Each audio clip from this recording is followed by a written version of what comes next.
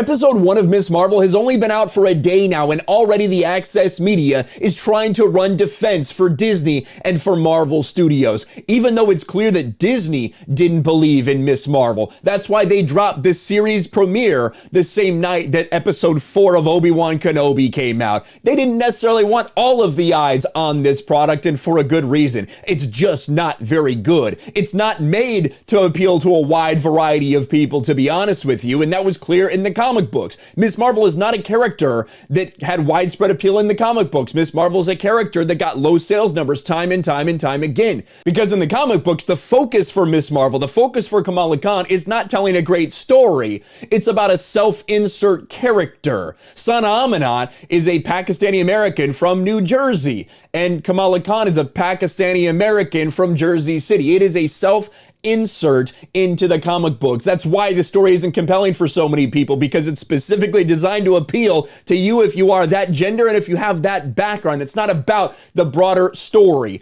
And this TV series falls right in line with that. And now we're seeing these headlines. Ms. Marvel has been review bombed on IMDb, receiving thousands of one-star ratings from users criticizing the first episode.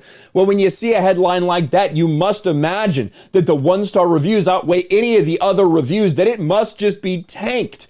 But unfortunately, if you go to Ms. Marvel, you see it's a 6.6. Now, that's not great by any stretch of the imagination, but it's also not what you would imagine if you see the headline, review bombing. But we've seen this used in Obi-Wan Kenobi. We know that these people only talk about one specific type of review bombing when it's negative. They don't talk about a bunch of fake positive reviews that come in from people. But sure enough, when we look at Ms. Marvel, what do we see? We see 2,001 star ratings.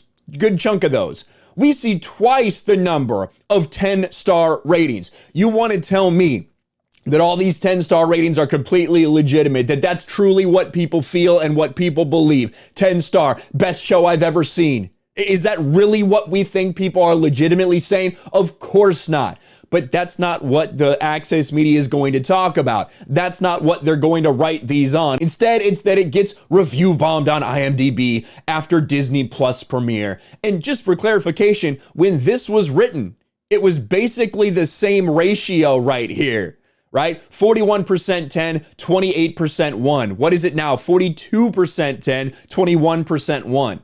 Not a ton of things have changed since the writing of this article, but it's laughable that they would try to come out and already spin this narrative when simply a lot of people probably aren't interested. Now, I think that this series was cringe. I think it was really bad and awful, but I also know it's not made for me. It's not directed at me. There were under no pretenses that it actually was directed at me, that it was actually about a story. Instead, it's directed at a very specific set of people. Now, maybe they might love it. I don't know. I know the critics sure loved it. Is it any surprise to anyone that a young female Muslim American superhero got glowing reviews from the critics? The best reviewed Marvel series ever, which I guess it's a pretty low bar if we look at these Marvel series. But still, we know that they're not going to sit there and bash that. We know that the critics, that the Access Media, you know they're going to give this a good review. But the fact that half as many people gave it a 1-star review as gave it a 10-star review, is that really, are you really trying to set the narrative about review bombing? Are you really trying to convince people that it's